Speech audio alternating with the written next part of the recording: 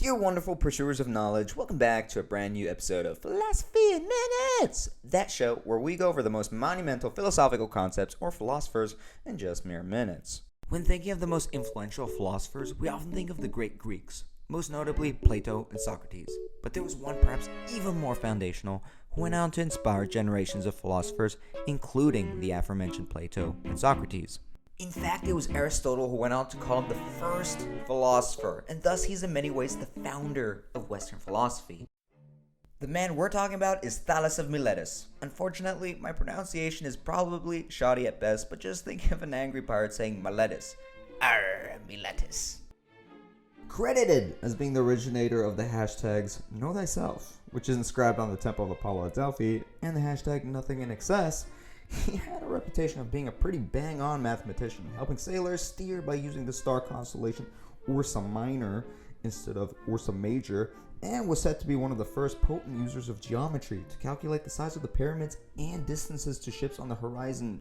Pretty impressive stuff, considering he was around half a millennia before JC even made an appearance.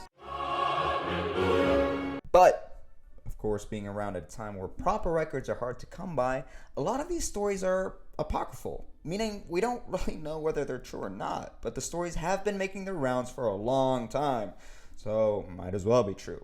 Plus, Aristotle mentions him a lot, so either he had a man crush on him, or Thales really did have something going for him. However, his most important contribution was the discovery of the essence of all matter, that the universe can be reduced to one single building block, and that singularity of which all life and existence came to bear from is water. No water, no life, which is a pretty profound idea to think about. I mean, he is sort of like the Grandmaster Waterbender, just staring at the ocean and thinking, holy smokes, there's a lot of water around me. In fact, I can't even make it 3 days without slurping this thing. Plants need it, animals need it, comes out of me in various forms.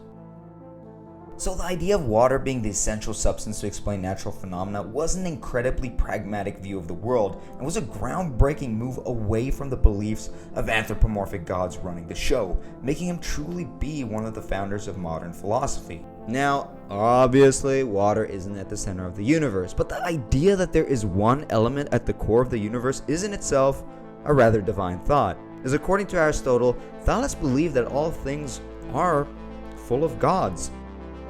And so, Miletus stripped the world and reduced it to a simple element, which became a cornerstone of empiricism and pragmaticism, and thus he paved the way for pre-Socratic thinking. So thank you, Thales of Miletus, if we are to believe Aristotle, that is.